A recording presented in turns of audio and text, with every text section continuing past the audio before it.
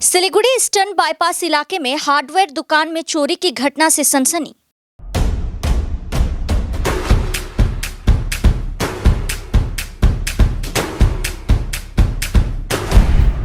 Stay tuned.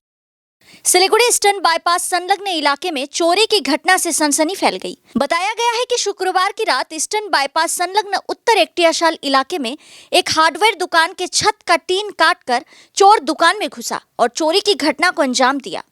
इसके बाद दुकान के सीसीटीवी को भी तोड़ दिया। बाद में दुकान में रखे नगद रुपया चोरी कर निकल गया। शनिवार सुबह दुकान खोलने पर दुकान मालिक को चोरी का पता चला।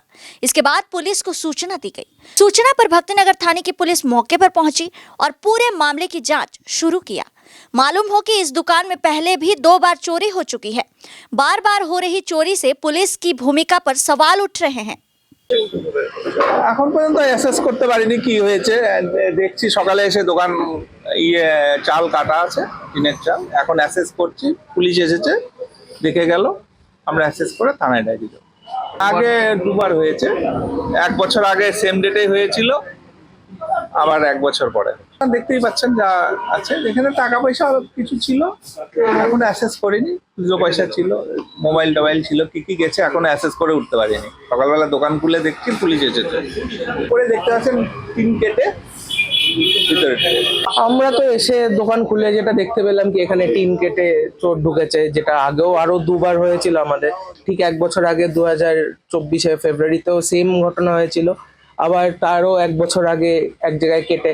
কোনোবারই সেরকম কিছু চুরি তো করতে পারেনি, যেটা চোরের খুব বেশি লাভবান কিছু জিনিস, কিন্তু ক্ষতি আমাদের করে দিয়ে যায় প্রত্যেকবার। যেমন এবারও টিন কেটে সিলিং ভেঙে আর কিছু ক্যামেরা কেটে দিয়ে চলে গেছে।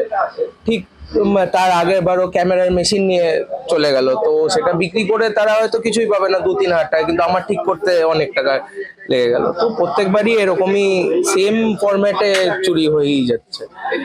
আমাদের যেটা দোকানদারির জন্য রাখা থাকে খুচরো টাকা, ওটা রাখা ছিল।